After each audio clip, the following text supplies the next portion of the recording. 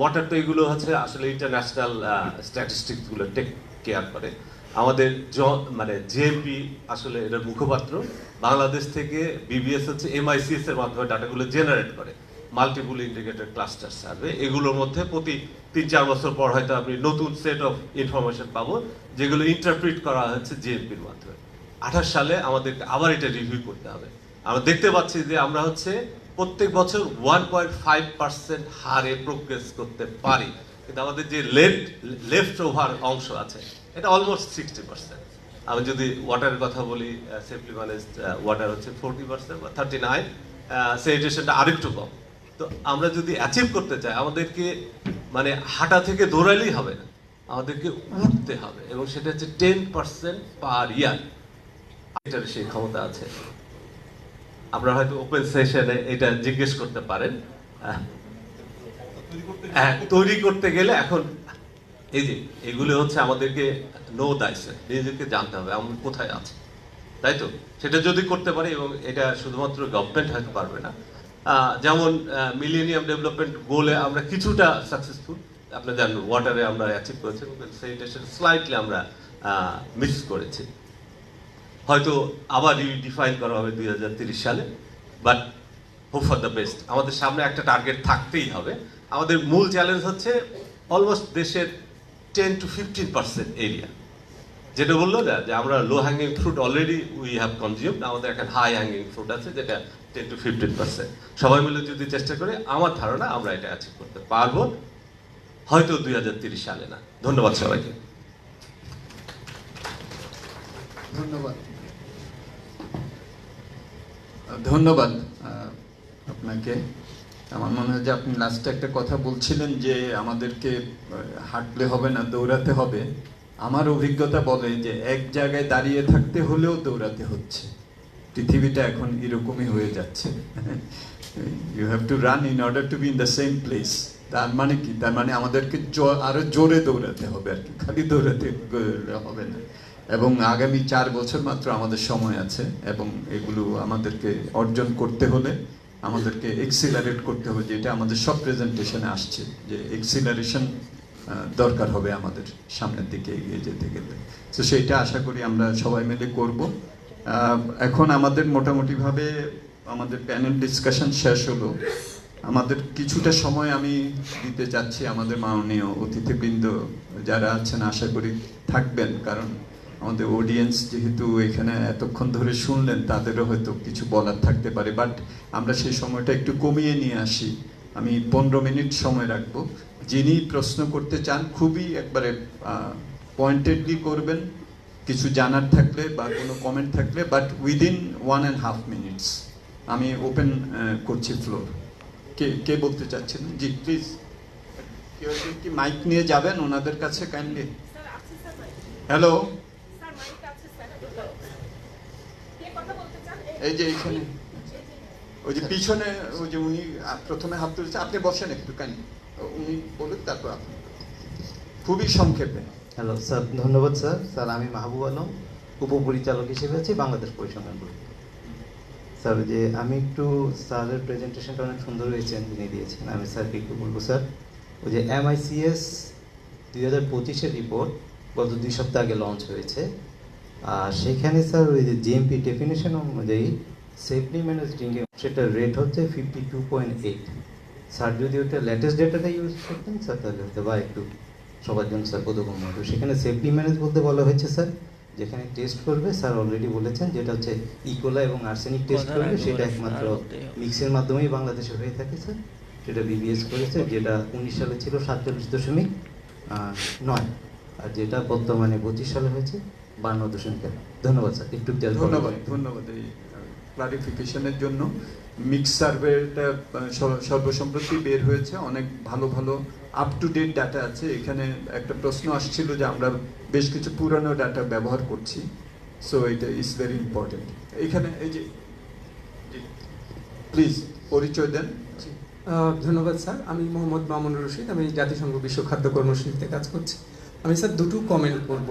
একটা, আমাদের এই সবগুলো গোলের একটা জায়গায় আমার মনে হয় যে খুব সিমিলারিটি আছে, যে প্রত্যেকটা ডিপ্রাইভেশনের ক্ষেত্রে একটা কমন ইস্যুজ এসছে, সেটা হচ্ছে জেন্ডার।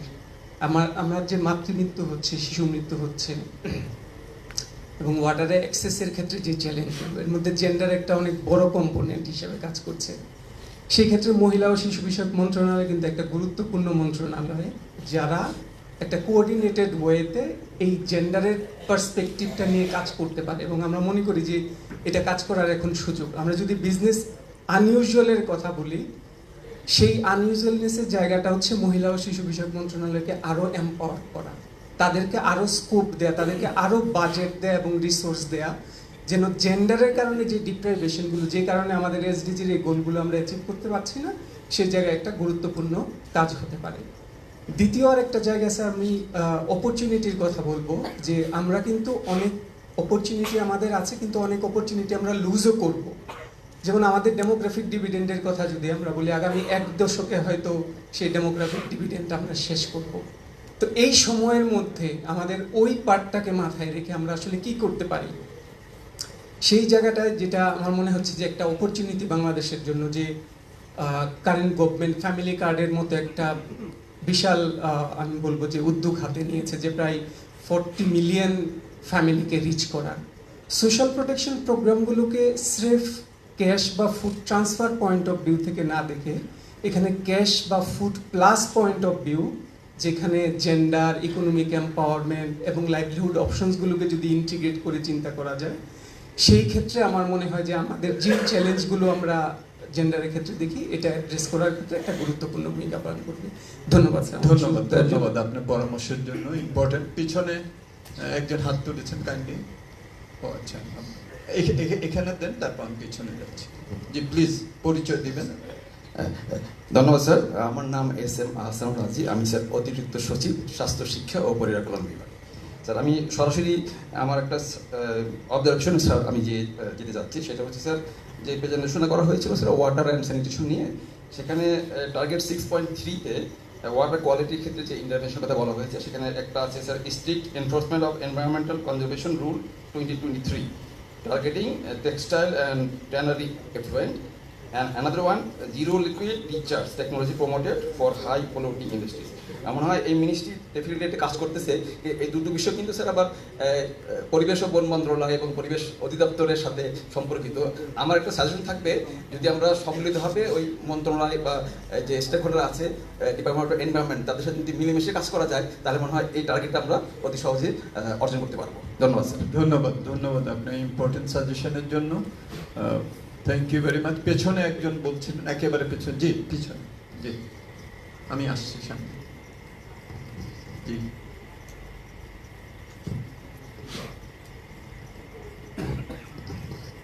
আসসালামু আলাইকুম, সকলকে ধন্যবাদ, স্যারকে স্পেশালি ধন্যবাদ। আমি স্যার, আমার নাম মোহাম্মদ ইকবাল হোসেন, নির্বাহী প্রকৌশলী, রাজশাহী ওয়াসা।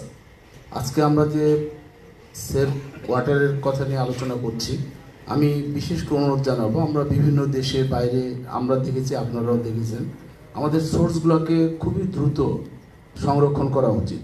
কারণ খুব কষ্ট পাই যখন আমরা আমাদের সোর্সগুলোকে, বড় বড় সোর্স যেগুলো নদী, পুকুর, খাল, নালা, আমরা এগুলোকে যদি সুন্দরভাবে সংরক্ষণ না করি, আমরা রাঙামাটির কাপ্তাই লেক দেখতে পাই, সেখানে আমরা অনেক দূষণ করছি পানিগুলোকে। এগুলোকে আমাদেরকে খুব দ্রুত সেভ করা উচিত। এটা সেফ ড্রিঙ্কিং ওয়াটারের মধ্যে খুব গুরুত্বপূর্ণ ভূমিকা রাখে বলে আমি মনে করি। ধন্যবাদ স্যার আপনাদের। ধন্যবাদ। আমার মনে হয় মাননীয় মন্ত্রীও আছেন, আপনাদের আপনি ব্রডারভাবে আমাদের কোর্ট বলেছেন যে আমাদের ওয়াটার ইজ রাইট। আমাদের নদীগুলোর কথাও কিন্তু কোর্ট বলেছেন যে এগুলো হলো লিভিং অর্গানিজম। হ্যাঁ, সো আমাদের ব্রডারভাবে আমাদের পানির ব্যাপারটা এইভাবে দেখতে ভালো। একটু সামনে, এখানে। হ্যাঁ দিব, এখানে সামনে। কে বলতে চাচ্ছিলেন? জি প্লিজ বল। ধন্যবাদ স্যার। আমার প্রশ্নটা আসলে অন্য জায়গায়। আপনার এটা আসলে ইন্টিগ্রেটেড অ্যাপ্রোচ আমাদের এসডিজি। আমি মোহাম্মদ শামসুল ইসলাম মেহেদি, আমি জয়েন্ট সেক্রেটারি লোকাল গভর্নমেন্টে কাজ করছি, আমি পরিকল্পনা দেখছি ওখানে।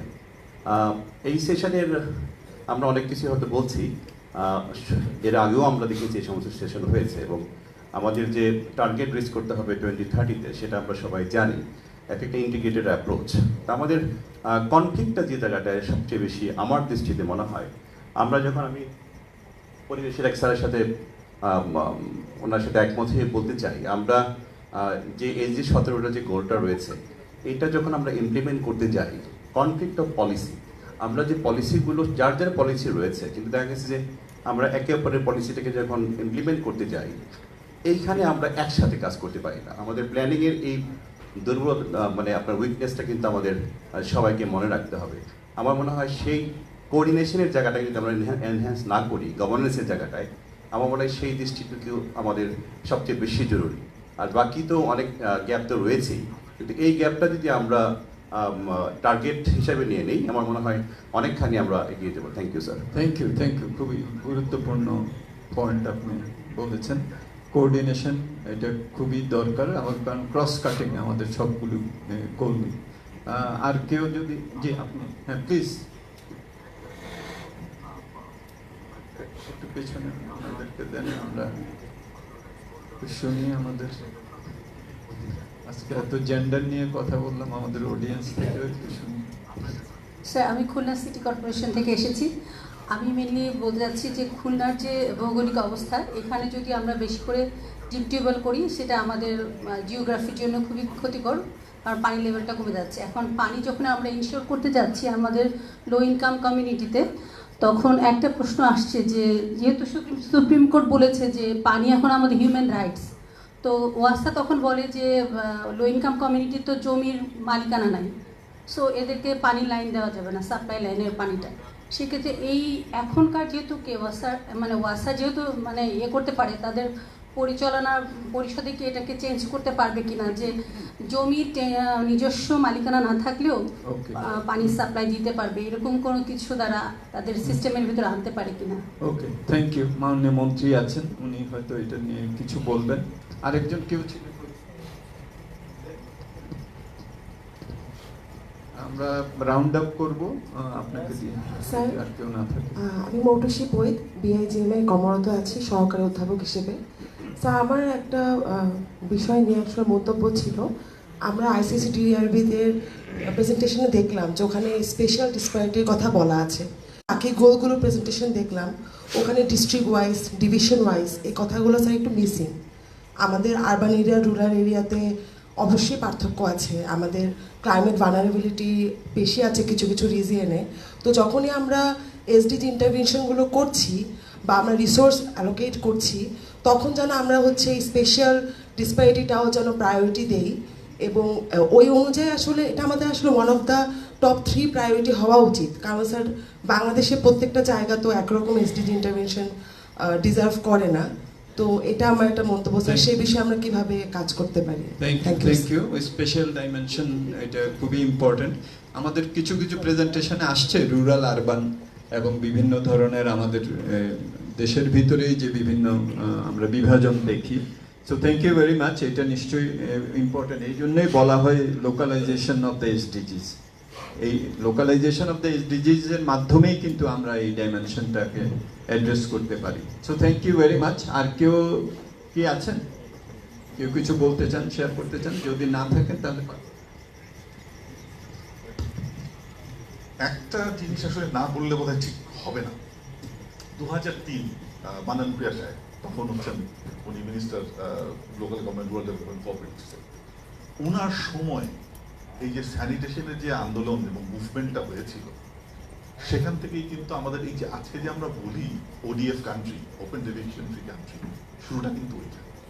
এবং আমরা সবাই আসলে আজকে বলতেছি বিজনেস অ্যাজ ইউজুয়াল হলে চলবে না। তখন উনি যেই কাজটা করেছিলেন, তখন কিন্তু বিজনেস আনইউজুয়াল কাজটাই উনি করেছিলেন। এবং আমরা যে তখন, যদি আপনাদের মনে থাকে, প্রত্যেকটা ইউনিয়ন পরিষদের সামনের কি বলে মাঠ পুরো স্ল্যাব আর রিং এর ফ্যাক্টরি হয়ে গেল, এবং যেই কারণে আসলে আজকে আমরা এখানে এসেছি। That was business unusual.